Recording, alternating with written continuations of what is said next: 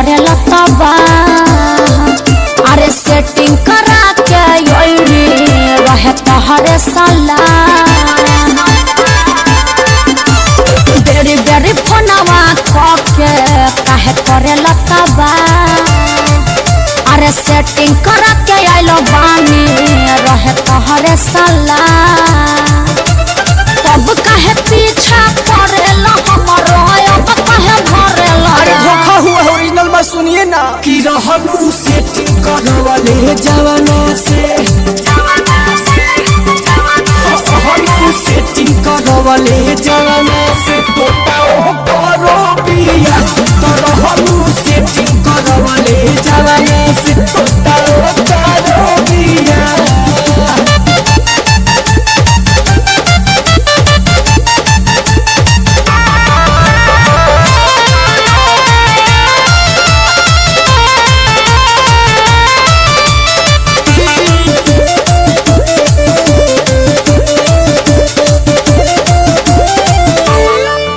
भागिया वो ससुरावा से पूछ के से मुरावा नहीं तो अगिया में जरब हो जरा चाहे जिया जवन मन कर हम न करब को करम हो बुझला।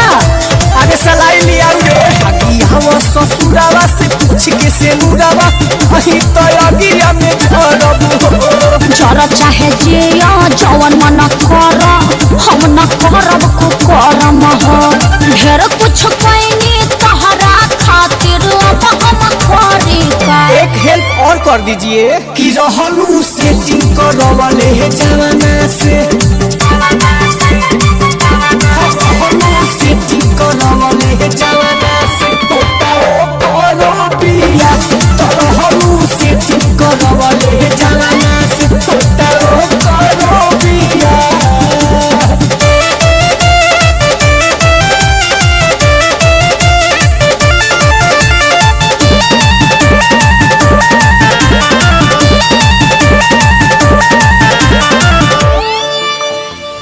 चली गईलू वो चली जाई चाता निरेल से कटे हो भगवान कर अखिले सबी को तोह से नया लाइके पटे हो अरे सेटल कला तू चली गईलू वो चली जाई चाता निरेल से कटे हो भगवान कर से आम मनीष तोह से नया लाइके पटे हो बारह कन्फ्यूज करे आवे ना यूज है बतिया बस सुन ला बिगड़ा टिकटॉक वाली पटाओ ना पगला कि रहलू सेटिंग करवाले जवाना से